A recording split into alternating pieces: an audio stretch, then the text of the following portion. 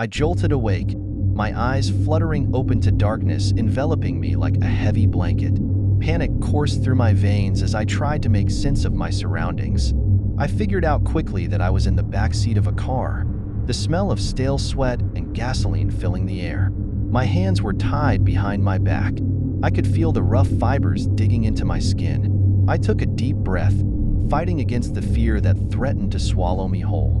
I racked my brain, trying to remember what had happened. I was just walking home, my earbuds blocking out the world when someone had grabbed me. A cold, metal grip on my arm, a sharp shove, and then darkness. As the car rumbled down an isolated road, every bump jolted my body, heightening my sense of urgency. I forced myself to think. I couldn't panic. I had to stay calm, keep my wits about me. My only chance was to find a way to escape.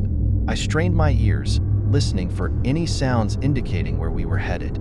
The driver seemed focused, the engine humming steadily. I felt around for something, anything, that might help me. My wrists were starting to ache, raw from struggling, but I found a small shard of glass on the floor. It must have fallen from somewhere. It was my only chance. I grabbed it, tucking it between my legs and trying to maneuver it closer to my wrists without making any noise.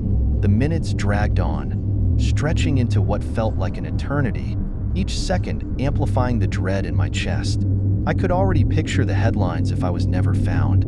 I couldn't let that happen. Finally, I felt the shard slide closer. I began to saw against the ropes, the rough fibers scraping against my skin. I focused on the rhythm, my breathing steady despite the adrenaline surging through me. The car continued to bounce along the road, oblivious to my struggle. Suddenly, I felt the ropes give way, just enough for me to twist my wrists free. A wave of relief washed over me, but there was no time to celebrate. I couldn't let my guard down. My captor might spot my movements. I quickly fumbled to untie my feet, my heart racing with each second that passed. As soon as I was free, I peered out the window, searching for any signs of life. Trees blurred past, and the moonlight revealed no other vehicles, no houses in sight. Fear clawed at my stomach, but I couldn't dwell on it. I needed a plan. The car began to slow, and I realized we must be stopping. My heart raced again, panic threatening to choke me. I recalibrated, knowing this was my chance. Taking a deep breath, I glanced around, scanning for any escape route. The door handle felt like it might have been my salvation. I quietly leaned closer to the door, my fingers trembling as I reached for the handle. Just as I gripped it, the car turned sharply, and I heard the driver's voice in a deep, gravelly tone. My heart stopped. I had to act now. I yanked the door open and leaped out without thinking. The ground rushed up to meet me, the gravel scraping against my skin as I rolled. Pain shot through my shoulder, but I pushed it aside, scrambling to my feet and glancing back, just in time to see the driver's surprised expression. I took off into the woods, adrenaline surging through me. Branches clawed at my arms and legs, but I didn't care.